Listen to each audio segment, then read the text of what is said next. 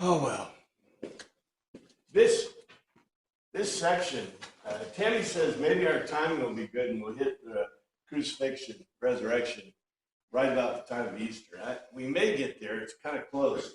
But what astounds me is this whole section of dialogue. And we've looked at dialogue, right? The dialogues that are all these logical arguments. But the dialogue itself, to me, is pretty impressive. And it's interesting how it fits. As I said, we don't know exactly where this comes in the, it doesn't give us the details we really want. We know they had the Last Supper. They go, let's rise up and go to the marketplace. And so they're walking to the marketplace. We get that first dialogue in 15. And now we have a second dialogue in 16. And both of these dialogues, the 15 dialogue and the 16 dialogue, are pretty significantly different. And here we've had this question, and I'll quickly go over this last part. He goes, accordingly the apostles, because they apparently, we don't know how many apostles were in the Last Supper. Apparently they all went with him. It may be that these were the only ones, but they were still probably more than 12. It's probably 50, maybe. Who knows how many they had in the upper room. And then apparently they're picking up more. Maybe. We don't know. It doesn't tell us. I would gather the impression that they're going through the marketplace and all the people that were following Jesus that probably consider themselves to be apostles or to be disciples started to follow him, right? So he's picking up folks as he's wandering up, and it's going to end up, at the garden, on the Mount of Olives. And so that's where the tension is going. We read this and it's just dialogues, and we just, we just kind of, I don't know, almost blow it off because it doesn't seem like it fits. But he's walking along, he's got these people, he's given that previous dialogue, what was it? I am the vine. The I am the vine one. This one is, do not fall into a trap. You can call this a do not fall into a trap dialogue. That's what the beginning of the chapter gives us. Accordingly, they were making a logical argument. What is the logical argument he makes? The little we shall not see with physical eyes, what word is he uttering? And then Jesus answers them. And this is interesting, the way that it approaches this, because it says, Jesus saw that they wanted to ask him about this, so he said to them, are you asking one another what I meant when I said, in a little while you will see me no more, and then after a little while you will see me? And, of course, that's not the end of the story. That's just the NIV, King James.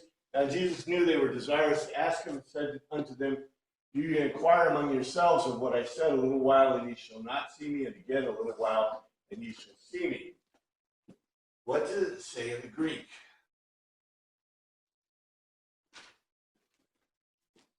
Egno, new, the Jesus. Remember, we have these words about that in English, these words are translated no. Sometimes see, very rarely see, mostly no. But they mean to perceive, they mean to spot, to look at, they mean to stare at physically. This is a word that means to know. But yet, in English, we translate almost all the perceive and see words physically stare at as know. But this is the real word know. Knew the Jesus, that because they willed or desired him to make an earnest request. And he said, this is that word. This is a word that means in the Greek, okay? When we see that it says Jesus made a logical argument, usually that means there's an extended argument that we don't have the whole part of. We don't have the whole of what he said. Sometimes, Epicrino, he concluded. That means usually that the author has taken the words and is not giving us a direct quote. But this is a direct quote. Epin is a direct quote. He said, it's the past tense. and applies to Indian. He said to them, throw over of this, you seek to plot or worship. That's that word, that's really odd word that we find in Greek. It's all over John, but it's all through the Gospels and through the New Testament. In company with of one another, that is because I said, a little or small, and no or not, you gaze on. You gaze on me. And a new, little or small, and you will see, perceiving. So they've used all three. Let's go look back. Now Jesus knew what they were desirous to ask him, and said unto them, you inquire among yourselves of what I said. A little while and you shall not see me, and again a little while and you shall see me. And look what our translators did. We have two different, very specifically different words in Greek. Both of them are translated as see. That's a little irritating, but let's put it together. Jesus knew that they desired to make him an earnest request, and he said to them, the rollover of this, you seek to plot or worship in company with of one another, because I said, a little and you gaze not on me, and a new and a little you will perceive me. You will see me, perceive me. So, that when we put it in this context, I don't know if that clarifies it for us very well or not, but it definitely shows. Does it show the disciples' lack of understanding, or does it show a better perception of their understanding? I don't know. I can't answer that question. I think that it really shows us a large difference in, what our translators are kind of trying to say. Are they trying to say that they think that to gaze on physically and to perceive are truly the same things? I don't know. It doesn't seem that way to me. Very truly, I tell you, you will weep and mourn while the world rejoices. You will grieve, but your grief will turn to joy. Okay, that seems out of context, doesn't it? But look, we have a really long, oh my goodness gracious, look how long that Greek is. Verily, verily, I say unto you that ye shall weep and lament, but the world shall rejoice, and ye shall be sorrowful, but your sorrow shall be turned into joy. I bet it doesn't say exactly that, but that's okay. Well, let's see what it says. Amen, amen. Lego, not the kind you play with. I make a logical argument to you. That is because you will weep aloud. This is the word that's used. Remember when Lazarus is in the tomb? This is a word that's used a few other times. I think Mary and Martha are doing this. This word is used. It's like to cry out in mourning, to loudly cry out. You will weep aloud, and you will mourn, lament, especially audibly wail. You know why you do this, right? Why do they do this? Closeted. Why would they do this? And why would they mourn and lament, especially audibly? You don't just do it on a whim or just for fun, or because you're sad or because somebody took your Legos. Why do you do that? Because somebody died. This is an indicator. This is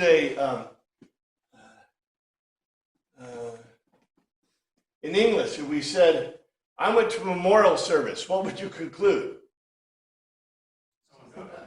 Bingo! This is the same as saying that. But if we translate this, that ye shall, now, in the King James, this is probably right on the money. Right? Because King James had not lost this context in that era. We're talking the 15th century, 1500s. So in Martin Luther's era, in the era of King James, this is not lost to the people, probably. But it's lost to us because, we don't do this generally. Yeah, we're sad, but we don't usually weep and lament, and mourn, especially audibly wail.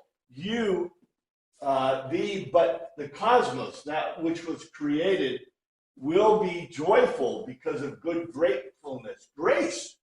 Wait a second. You will experience deep emotional pain, severe sorrow. Other things, contrariwise, a deep emotional pain, severe sorrow of you to or into a joy because of good grace. Because of grace, it will cause to be. Let's put this into English. Now look how long this is compared to our translation. Firmly, I make a logical argument to you that you will weep aloud and you will wail, but that which was, okay, so death. There's going to be death. Some death is going to happen. Obviously, we know the answer, right? And the readers know the hearers know the answer. It's got to be Jesus. Okay, we got that. It's pretty cool. So he tells you, somebody's going to die, and we know who's going to die. It's obvious. Will wail, but that which was created will be joyful because of because grace. You will experience deep emotional pain. Contrariwise, your deep emotional pain into a joy because grace, it will cause to be. Now, wait a second. What did our translators tell us? Here's the NIV. Very truly, I tell you, you will weep and mourn while the world rejoices. Now, wait a second. That's not what it says. You will grieve, but your grief will turn to joy. Okay. And the King James, very real I say unto you that you shall weep and lament, but the world shall rejoice, and you shall be sorrowful, but your sorrows shall be turned into joy. But that's not what it says at all. It says, I'll repeat this, firmly. I make a large remedy that you will weep aloud and you will wail, but that which was created will be joyful because of good gratefulness, because of grace. You will experience deep emotional pain. Contrariwise, your deep emotional pain into a joy because of good grace. It will cause to be.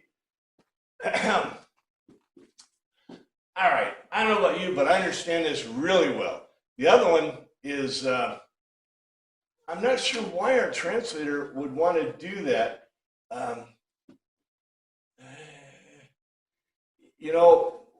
Whatever the motivation is, that is a very, that's even getting worse than messing up the personal pronoun, right? The plural personal pronoun from making it a singular personal pronoun, instead of our God, it's my God. Well, I'll just say, don't you think that the translator was trying to inject their own personal thought of what was going on there? I.e., Jesus dies and everybody else is rallying, and disciples and the others are the ones who are going to be mournful. I mean, I would guess so. You'd think that this would be more theologically palatable, right?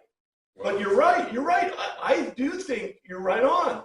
That for some reason, our translators decided that that's what they wanted, the message they want to give, that everybody's against Jesus, the world is against Jesus, and that the disciples or whoever are the only ones that are going to mourn or something, but yet that's not what it says. This is theologically beautiful. Theologically, this is wonderful. You'll weep aloud. In other words, there'll be a death, and that which was created will be joyful because of grace.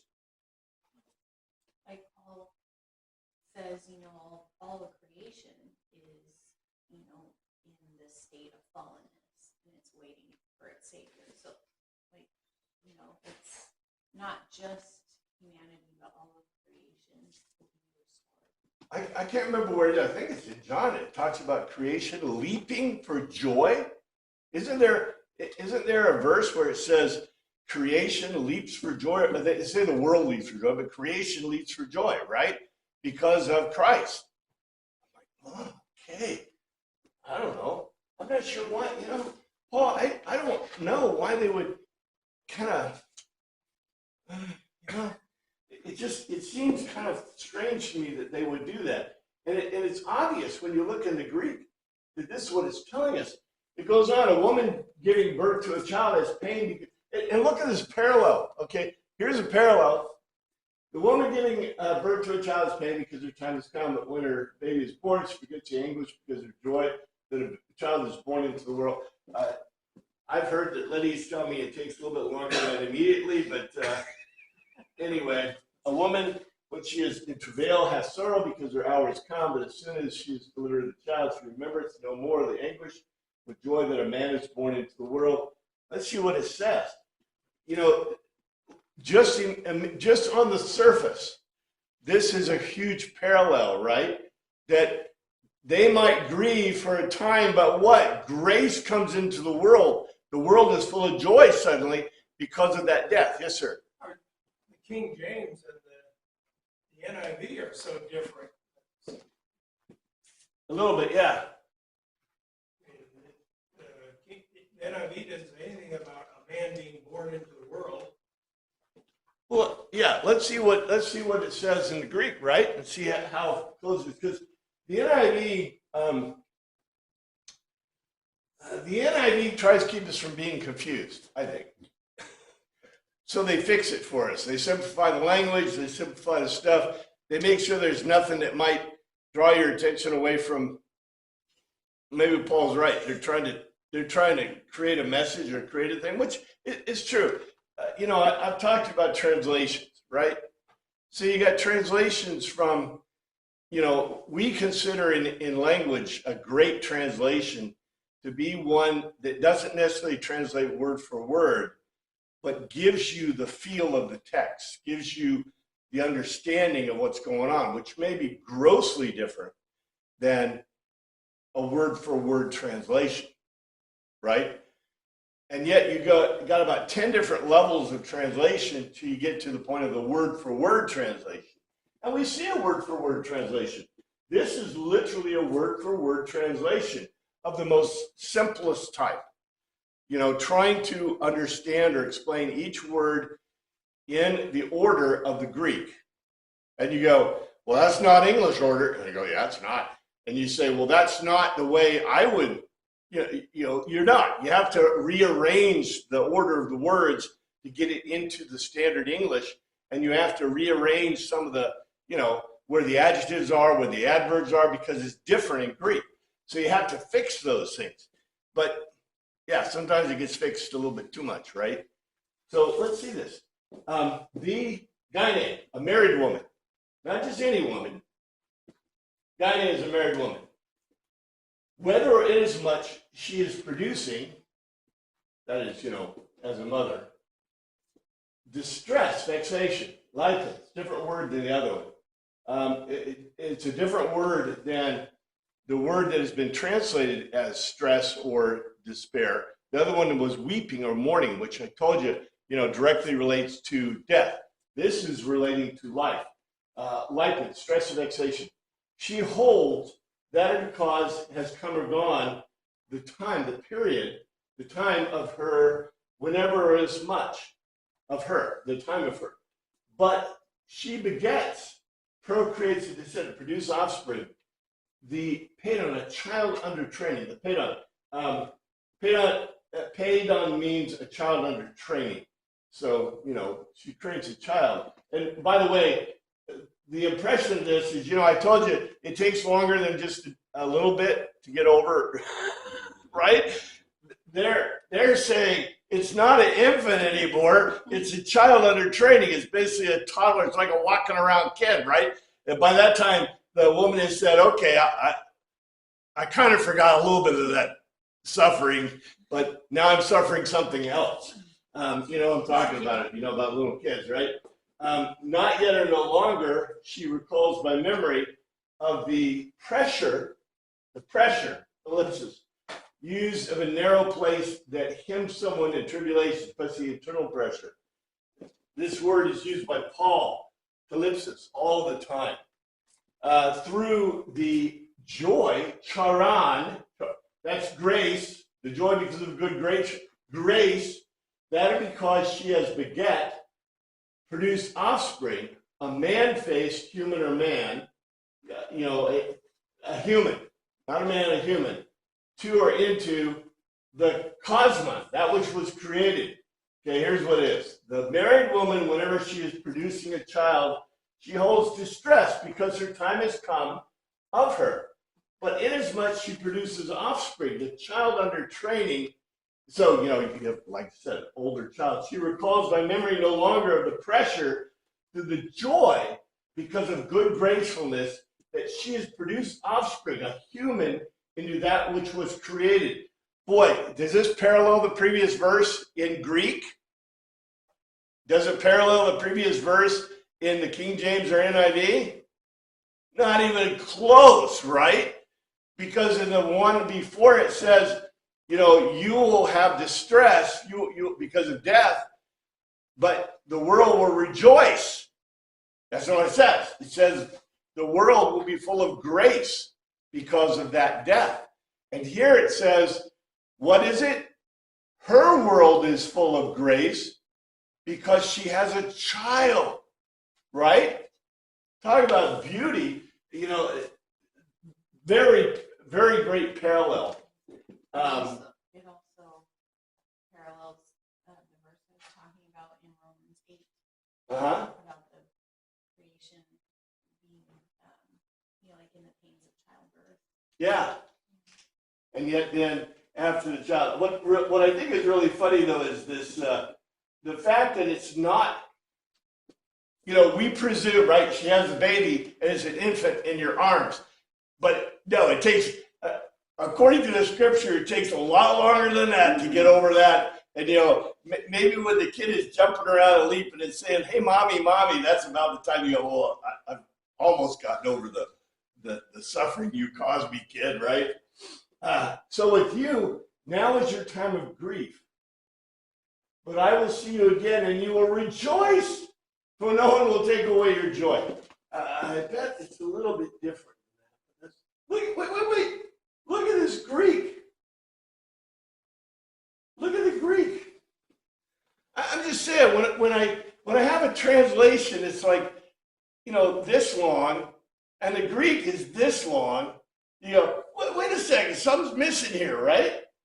It's funny that they don't give us, they ought to maybe give us the number of Greek words that have been translated, right? And you can compare the two, because I think that's an indicator. That's always an indicator. And now therefore have sorrow, and ye now therefore have sorrow, but I will see you again, and your heart shall rejoice, and your joy. Wait, this is different than the NIV, right? The NIV gives us a different picture here.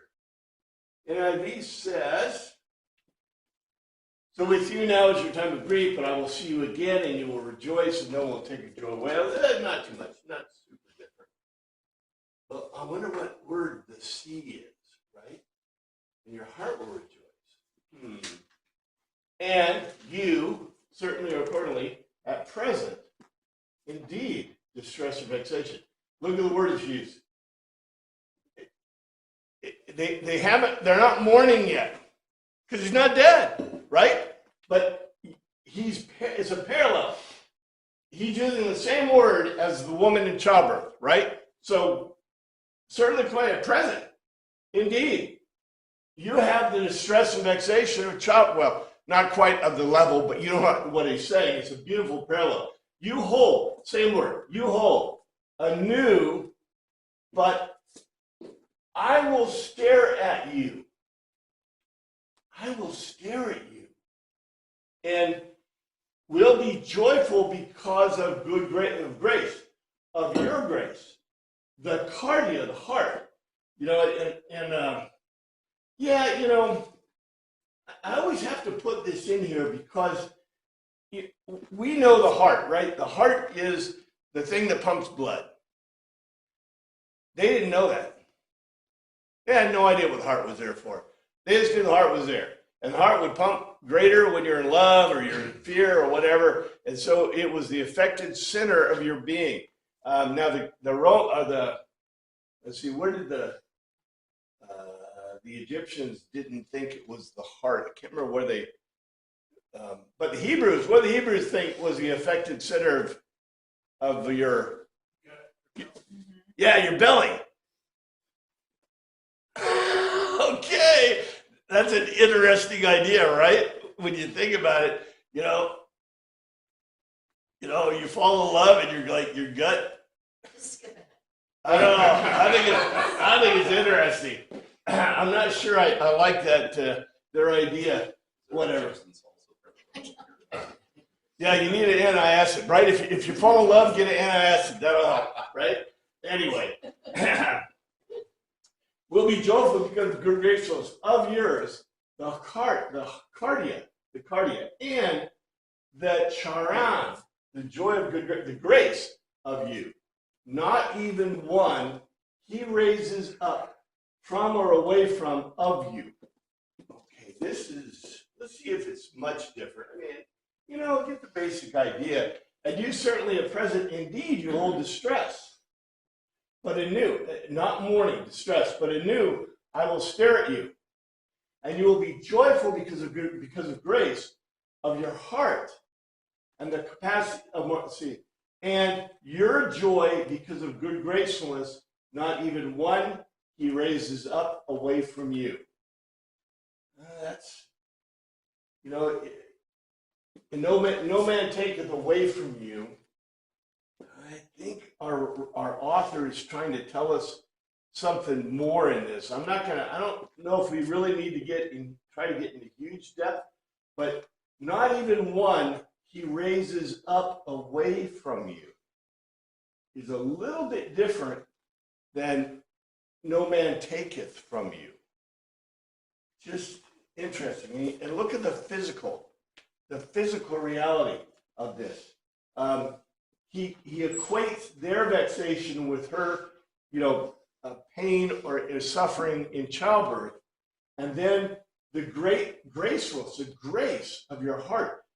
I see this as all a very powerful Greek dialogue type parallel, a proof text parallel. In that day you will no longer ask me anything. Very truly, I tell you, my Father will give you whatever you ask in my name.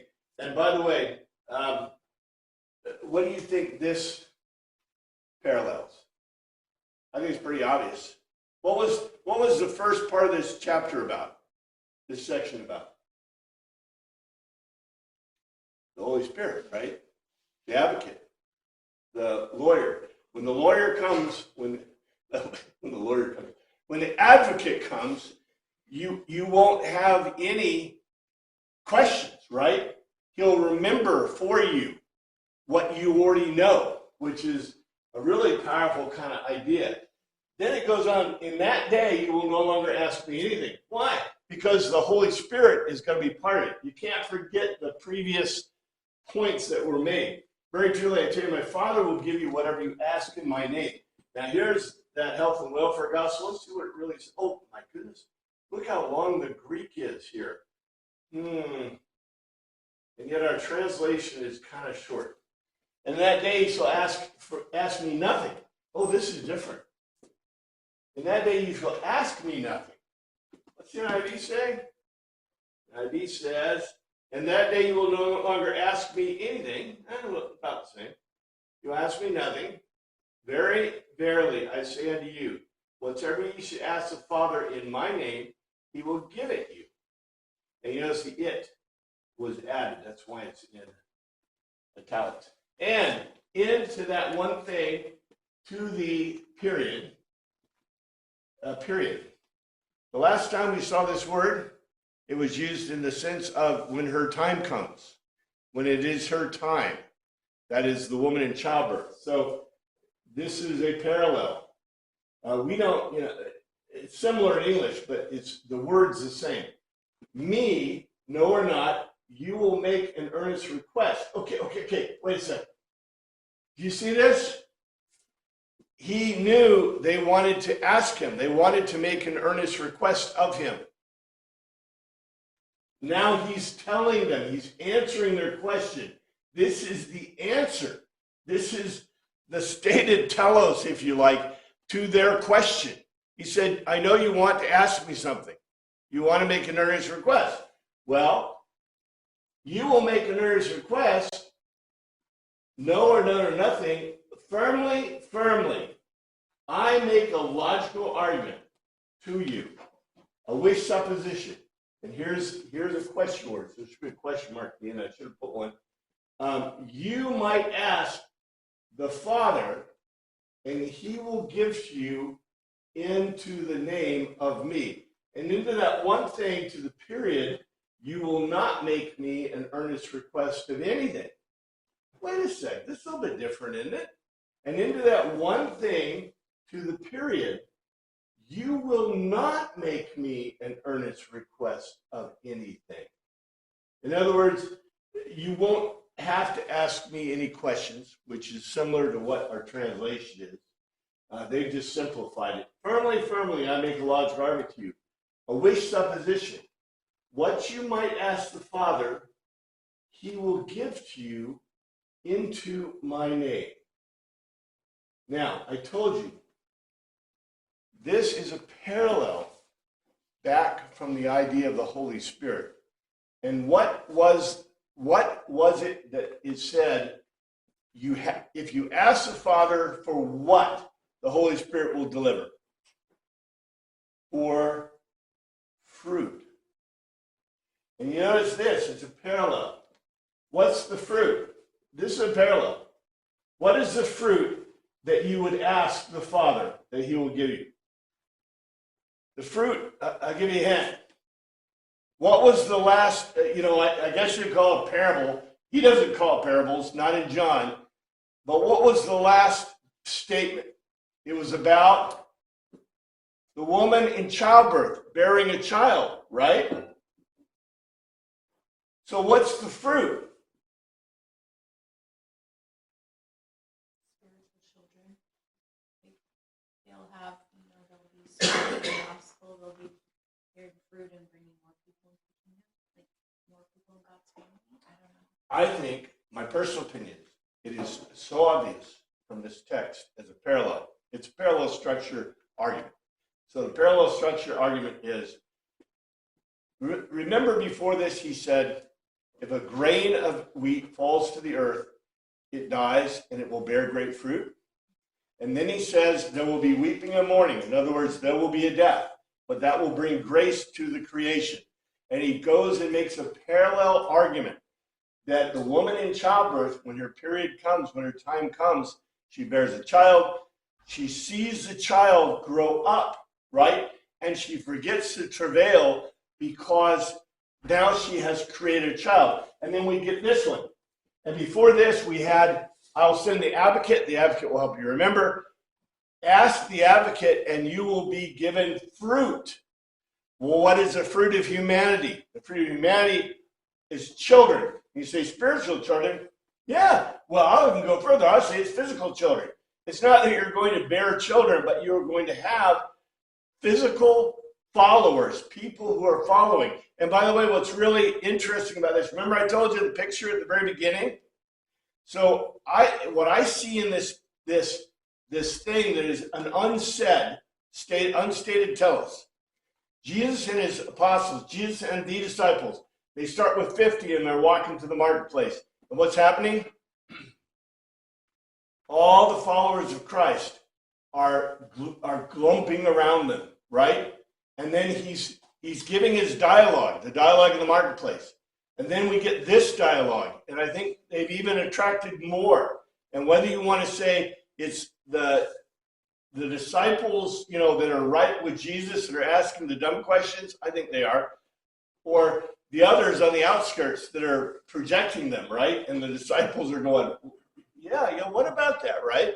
I don't know. But I think that this is the picture, is that they are attracting these people, these disciples, and they're growing. Yes, sir.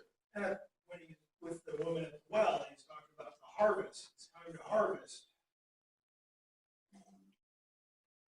That's kind of what he's saying here. You will reap a harvest. Yes, precisely. And I think the picture, now see, we miss the picture, right? Because our imagination as English readers and as, Latin kind of Roman thinkers, we want the author to tell us, yeah, he's walking through the marketplace and describe the marketplace and the colors and the sun is shining and the clouds are in the sky and all this stuff. And here's the Pharisees and the Sadducees, the good guys and the bad guys. And, the disciples are all walking with Jesus. They don't have money, time, or effort to give you that. This is a Greek dialogue, for goodness sake. So the Greek dialogue is telling you these things. The Greeks just don't feel like, I need to tell you all these details. Can't you figure it out on your own? Right? And the other thing is, the writer the question I told you from the very beginning, I think they were asking John, the Greeks and the Romans were saying, John, what else? What else? And all these little ancillary details, guess where they got the answers? There were people still living who had been there, right? Not only that, John was there, and he could pass those details. Now, unfortunately, no one felt, it's Greek, right? It's Greek and Romans. The Romans, probably some Romans sat down and said, well, I should write this down, right? But the Greek guys would go, oh, no, there's plenty in here. And we go, no, we want to know everything, right? But that's just the way we've, as soon as Lewis said, this is the beginning of modern writing. And at the beginning of modern writing, Robinson Crusoe, the first real novel in the English language. Well, actually, the very first real novel. They don't like it though. Not Paradise Lost. John, whatever. The guy who's going to heaven. It's the Pilgrim's Progress. Pilgrim's Progress is really the first novel in the English language, but they don't like it because it's religious based and it's a parable. It's an allegory, right? So they hate it. They don't like allegories. They don't like about God. So they say, oh, we can't count that, but we'll count Robinson Crusoe. Which Robinson Crusoe is an interesting survival tale of salvation. Interesting, eh? So, whatever. Almost the same type of thing. But into that one period, you will not make an earnest request of anything. Firmly, I make a large argument to you. Wish, a supposition, that you might ask the Father, He will give you into my name. And what will He give you? He'll give you fruit. And the fruit, that's why they get this parallel structure. Look at this. Until now, you have not asked for anything in my name. Ask and you'll receive, and your joy will be complete. Ooh, I bet you I could just almost translate this from the English into the Greek. Hitherto you have asked nothing in my name. Ask and you shall receive, that your joy will be full. Until just now, no or not, you have asked nothing into the name of me. You ask and you will lay hold of by aggressively accepting what is available. This is really interesting word. I'll talk about this word in a second. In order that the chara, the joy because of the grace of you, may be filled to individual capacity. This word lambani. Lambani is one of the very favorite words. John, the Gospels, Paul. Lambani means, and here's the form. This is thefe. Lambani. You will lay hold of by aggressively accepting what is available. This is the verb. Lambani is a verb. Lambani means to grasp. It is almost always translated as to receive. See, what did they translate this as? King James. Oh, yeah. There it is. Oh, yeah. You will receive. Huh? You're asking King James. Yeah, but I looked at both. See, look at that. You will receive. You will receive. That's not what the word means. And I got it. I think I probably pulled it out unless I talked about it just recently. This means lay hold of by aggressively accepting. Let's see what it says in context. Until just now, you have not asked anything into my name. You ask, and you will lay hold of by aggressively accepting what is available in order that your joy, because of good grace, or because grace, may be filled to individual capacity. This is not exactly what our translators translated for us, is it? Our translators say, let's see, until you have to ask for anything in my name, ask and you will receive, and your joy will be complete. This says, until just now, you have not asked anything into my name, in my name. You ask, and by the way, this is an unstated telos, because the in my name is the onoma, that's God. He's basically saying, I am God. If you ask in my name, you're asking basically in God's name. So until just now, you have not asked anything into my name. You ask, and you will lay hold by aggressively accepting what is available. Now, this is really different than the translators that said, if you ask, you'll receive. If you ask, you'll receive. The health and welfare gospel says you ask, and God will give it to you, right? That's not what it says at all. It says, you ask, and you will lay hold of by aggressively accepting what is available. In other words, Grasp. yeah. Well, it's like the fruit, right? The fruit. Now, we're not exactly, although you could even apply this to the pregnant woman, right? The woman in childbirth, because what does the midwife, modern day, what does a doctor do when the baby's going to be born? He helps the baby be born. He grasps the baby. When the baby shows its head, it's crowned, right? When it's crowns, the doctor doesn't just sit there and go, oh man, I don't want to wait. He says, push, and he helps the baby's body come out, right? Likewise, when you pick fruit, you don't just, the fruit, right? There's the apple. It's going to fall, right? I'm going to wait for it to fall. Lord, let the fruit fall into my hand. I'm ready for it. No, you see what's available and you grasp it, right? And you pull it off the tree. And by the way, if you're being hired, if you're a hired person, you're supposed to be picking the fruit. You'll keep doing that until your arms and everything is sore, right? But the point is, this is really different than asking and receiving. It says, you ask and you lay hold of by aggressively accepting what is available. In other words, like I said, apple tree, there's apple. The baby crowning, you would get it. You grasp it. You help the baby be born in order that your joy, because of grace, may be filled to individual capacity. Active versus passive. Yeah, it's like a person is standing there, here, this is what is for you, and you grab it. Yes. By the way, this is the picture that Christ and Paul, the New Testament, gives throughout, is that your salvation is lambani. Jesus is standing there with the salvation. You can stand there all day with your hands open. Give it to me, give it to me, give it to me. And he's not sitting there saying, here, take it, right? What do you have to do? You have to grasp it.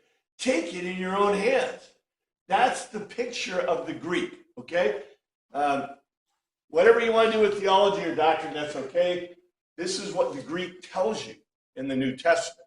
So if you have problems, go talk to Jesus. I'm just saying, this idea of the lambani, of grasping a hold of salvation, is, you just don't stand there and go, okay, God, Give me some of that there salvation there. You know, I don't feel it. I don't feel it. Give me some more, right? If you grasp hold of it, you're convinced. I'm convinced. I grasp hold of it. Are you going to ask yourself, oh, I don't have enough? No, you're convinced, you grasp hold of it. I think this message, especially from the Greek, is so powerful, so amazingly powerful. And this, there is no health and welfare gospel.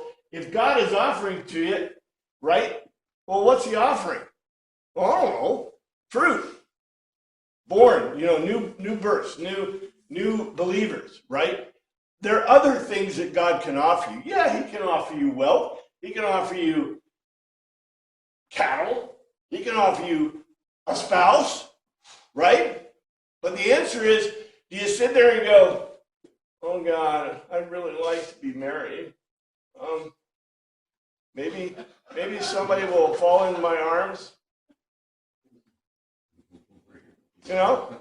You just don't go to church on Sundays and then go home and live your life the way you do every day. That's You right. gotta take control and be part of the church. Be active. Bear fruit. Bingo. Well, see, this goes back, and that's why I wish we talked more about it. We talk about sin, but we don't talk about harmantia, right? Harmantia is missed the mark. But the whole idea of the Greek is I'm aiming for the mark. I'm trying to hit the mark, right? And if I happen to miss it, it's like, okay, I missed the mark, but I'm aiming for the mark, right? So if you're aiming for the mark, you're grasping for whatever goodness there is that God is offering to you, right? But if you miss it, okay, I missed it this time. But what can you do? You go back and try again and go over again. And so what we should teach children, it's not so much, the failure of sin, it's the failure for us to hit the mark, for us to grasp that, the goodness. And what he says right on, it's what we do with our lives and not, oh, God, bless me, please, right? You have to grasp those blessings. And we know that's true. We know it's true. That's also called capitalism and all those other good things that are, positive for this world, in my opinion. Sell me your products. I love it, right? Do that. Make good profit. Anyway, may be filled to individual capacity with grace. And it doesn't say what is, being offered, but we know that's, unstated. I don't have that one word in here. I had it previously. I had it in my notes. Though I have been speaking figuratively, okay, this is really interesting, right? The word parabola, is not generally in John. John doesn't talk about parables. I've been speaking figuratively. A time is coming when I will no longer use this kind of language, but will tell you plainly about my Father. Jesus, I think you're really telling us plainly. It's just, that they're not getting it sometimes. These things I've spoken unto you are Proverbs, but the time cometh when I shall no longer speak to you in Proverbs, but I shall show you plainly of the Father. Now this is really cool because I already showed you the difference. There was that huge difference between, I can't remember. I think the same word is used, Emmaus, this word, and it parallels, remember in the, when we were in the section we were talking about Lazarus, and he uses the word basically myth, right? Which is the only use, I think there's only two uses of that word, myth, in the New Testament. Because the myth to the Greeks was they did not think of myth like we think of myth. They thought of myth, we think of myth and you go, it's fiction, right? But in their viewpoint, myth is what I would call the reflected view. So are there vampires? Well, no, there's no vampires, but guess what? Most of humanity believes there's vampires, right? Now, you ask this question, is there God? God is supernatural. I can't see God. We would answer wholeheartedly, yeah, there's God, right? But, they say, well, prove it. Well, I think you can prove it. But in any case, that reflected worldview is what the Greeks would call myth. And so it doesn't necessarily mean it's fiction. But look at this word. These in Paramenes, an adage, especially an enigmatical or fictitious illustration. That's really close to what we call a parable, isn't it? Parabola? A near throw? I told you, though, a parabola, the Greeks would not like this as a parabola. They would not say it's parabola. Parabola is a near throw. Parabola is a logos with a singular unstated telos. That's what a parabola is. Apparently, Emmaus is an adage, especially an enigmatical or fictitious illustration.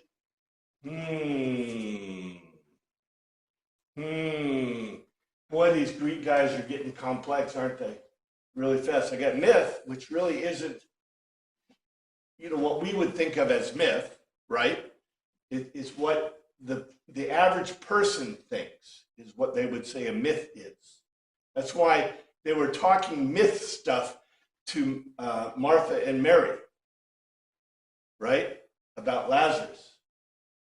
What people knew about Lazarus. That's what they would call myth. A parabola is a logos, a logical argument with an unstated singular telos. And this word means an adage, a fictitious illustration. Boy, this is really kind of getting different, right? I utter words to you. It is coming or going a time at which two, not yet or no longer, in an adage, especially a fictitious illustration, I should utter words to you. Other things, contrariwise to all outspokenness through all of the patros of the Father, I will declare from to you. And what I want to note for you is, what word is missing in this entire text that we almost always see when Jesus gives a parable? What does he always say? I make a logical argument to you. In this case, well, let's see what it says. Let's put it into the English. Look how long this is compared. I utter these words to you. I don't make a logical argument to you.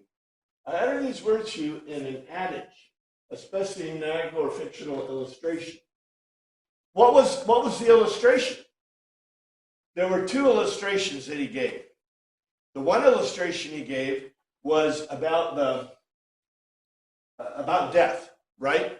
He said there would be a time when you're wailing, right? We would say that's a prophet. He's making a prophetic announcement. But Jesus didn't see that as that way. He calls it a fictitious adage. The other fictitious account or adage he made was about the woman in childbirth, right? There wasn't a woman right there in childbirth that he's going, yeah, I see this lady in childbirth right here, right? No, he's giving a fictional account. We would like to call this parable, but it's an illustration. A time is coming at which no longer I should utter words in an adage. Contrariwise, I will declare to you through to all outspokenness of the Father. And the way he's going to do this, right, is through the advocate. The Hagios Pneuma, the Holy Spirit, when it comes, is going to remember for you and be your advocate for God, for the Father. And so in this, Jesus, you can also take this to be, these are not going to be fictitious anymore. You're going to weep because there will be a death. You see this? We don't think this way. We are euphemistic thinkers. So when you say you're going to go to a memorial service, Jesus said that, we go, he's going to die. right? But that's not the way the Greeks are thinking. Although they know this is going to happen, that's not the way they think. A Greek is going to go, oh, he's not making a logical argument. Why? You can't make a logical argument about the future. I can make a logical argument, but not necessarily about the future. A logical argument has nothing to do with the future. A logical argument has to do with past stuff or current thinking or current logical reasoning, right? But he can tell you, he can talk to you, utter words to you. And I have this, let's see, I have some words here. These are, whether this is worthwhile because this doesn't necessarily add anything to it, but I think it's really interesting because this word is used in John for, look how they translate it. It's a parable. It's not a parable or a proverb, right? But this right here is basically a fictional illustration. Do you see why I get a little bit, here is a parable or allegory. You know, I hope I do. Oh, here's parabola. I got parabola right here. I hope I do get you excited about this word usage because it really matters. The differences in the words really matter. And here's parabola. Parabola, like I said, is not usually found in John. I don't think it's in John anywhere. It means cast abalo, to cast close beside. A teaching aid cast alongside the truth being taught. As we know, okay, here they say, cast additional light by using an arresting or some familiar analogy. Often fictitious or metaphorical, but not necessarily. But we know because of the way this word parabola, right? Parabola. If I could draw the picture, I may have the picture. A parabola. The Greeks, okay, a parabola by definition never touches an axis, right? Now it can cross an axis if the equation of the parabola puts it across an axis. But in the Greek worldview, they haven't gotten to that yet. They have parabolas, hyperbole. The thing about a parabola is a parabola they knew, and how they knew, we have no idea. It's Zeno's paradox. You know that the guy who invented this was Newton. Newton invented differential calculus and calculus. And in calculus, I can compute the area underneath an infinite parabola if the parabola approaches the axes. And somehow the Greeks knew this. That was their proof from Zeno's paradox. That's how they proved that Zeno's paradox, right? If I go halfway to Athens, and then the next halfway to that, and the next halfway, how do I ever reach Athens, right? They knew that you can, because under the parabola, it is measurable. How they knew that, we have no idea, but Newton caught on to it and figured out the math, right? But the big deal for that is a parabola is a logical argument with a single telos. It has a singular answer. Hyperbole is the opposite. It has infinite solutions, although that's not exactly true in modern mathematics, but that's what the Greeks did. And a diabolo, is a logical argument with no logos or no telos. Anyway, I think this is really interesting. Here, I wrote these notes. Now, here's the problem for us. What is the difference between a parabola, and a paraimaeus? Is there a difference, and what is Jesus saying exactly? A parabola is a near cast, while a paraimaeus is a near to make like. One is a logos with a singular telos, or the other is an utterance with a near to make like.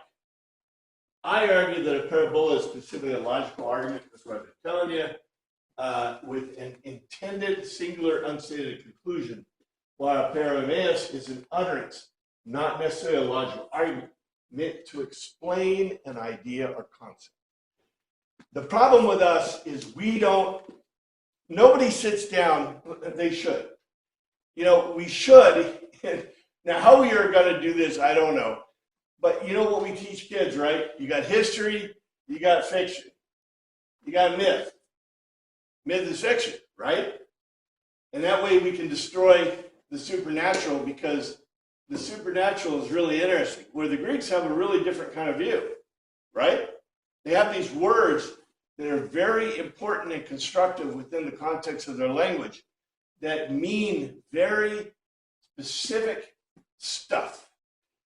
And if we could actually sit down, and maybe this is too complex for kids, maybe in high school or junior high school, they could probably pick up on this, because these are really important ideas, right? And it comes right from the Greek. And by the way, if it comes from the Greek, where is it paralleled? In the Bible, the biblical translations. The only problem with the biblical translations is, what do we do with these words? We don't want to touch these things. So it's parable. It's a myth. Yes, sir. Where would analogy, giving an analogy, fit in this? Would that kind of be what he's saying? An analogy would be this para-imes. That would be an analogy, an utterance meant to explain an idea or concept, an analogy, right? ESV says figures of speech, which is one of the options that the Greek definition had too, or like cryptic saying. Except, you know why I don't like figures of speech? Although, okay, I'll go with figures of speech, but I don't like figures of speech. How many figures of speech are in English? 8. Huh? Sounds like 8 or something. No, there's over 100. And if you count other languages, there's like over 200 figures of speech. Because figures of speech are a very complex thing. There are all kinds of figures of speech. And many times what they do is they try to lump them into groups. So you have they'll say there's 8 major types of figures of speech. But there's lots more. And if you go look, Wiki is not a great source, but I think Wiki has a list of many of the figures of speech in English. But if you go start researching, I actually did a sequence of blogging on figures of speech, because it's very important for writers. And I think I did 100 and something English types. I ignored some of the foreign language types, because there are foreign language figures of speech that are just really don't fit in English at all. But in any case, that's why I'm not really a fan of figures of speech, because figures of speech can be a very complex, all kinds of stuff. I'm not even prepared to begin to discuss figures of speech, because they are so complicated. But in any case, yeah, an analogy or it could be an allegory. An allegory is probably better, although an allegory can be a parable if the parable is a logical argument with a singular unstated telos. Unstated telos. Proverb, parable, figure of speech, allegory, cryptic saying, figure of discourse. But if you look, and that's why I dug into the word for you, right? So we can see, kind of use our laser vision to try to see how these words are. In any case, we're out of time, but isn't this cool? This Greek to me is so fun, because there's so much in it, and you start reading it and you go, wow, this is a little different than, whatever. It doesn't hurt the meaning that much, but, for the translations, but it's like, wow, this is really cool. So thank you, Father, for your word. May you look at us this week. In your name we pray.